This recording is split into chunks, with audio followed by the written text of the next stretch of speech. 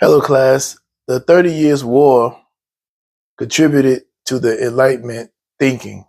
And the way it did that was because during that time, there was a lot of bloodshed during that time.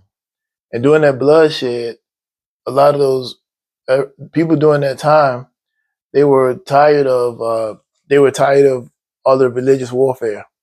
And that religious warfare was causing people to become skeptical. They were skeptical of religious things. They saw how it was taking many lives, and there was so many things going on in politics that created all these problems.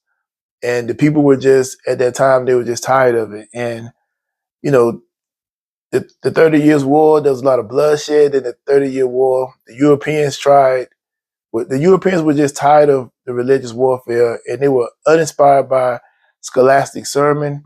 So they started to look for something else to trust. And the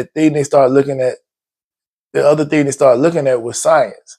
They started looking to science in the mind because that way of thinking, I'm thinking at that time that was an area that they hadn't used yet because they had put everything through the religious viewpoint.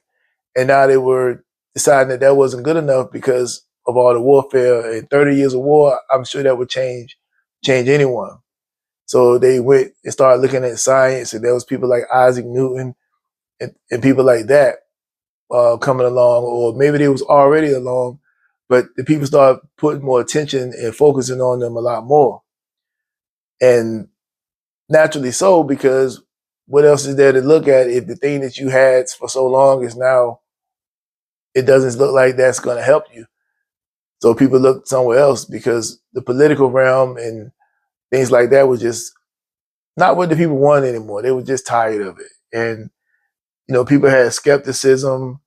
People were questioning the traditional uh, hierarchies and things like that.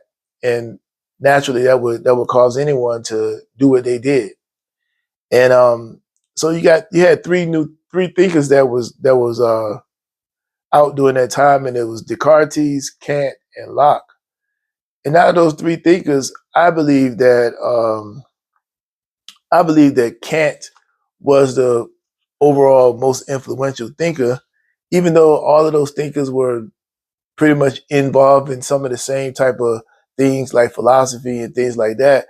But I believe that Kant was the most influential because, well, at least as far as modernity goes, um, that's what I believe. And he had influence in areas like autonomous reason, moral self-legislation, limits of knowledge, human-centered meaning, things like that. And I guess the people during that time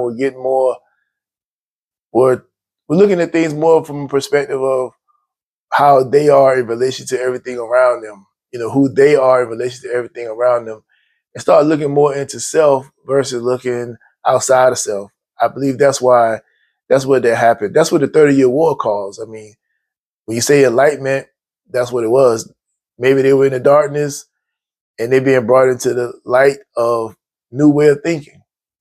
And a war will make you look at things very differently, especially when a lot of your loved ones and people like that are passing away. But that is my take on these things. Thank you.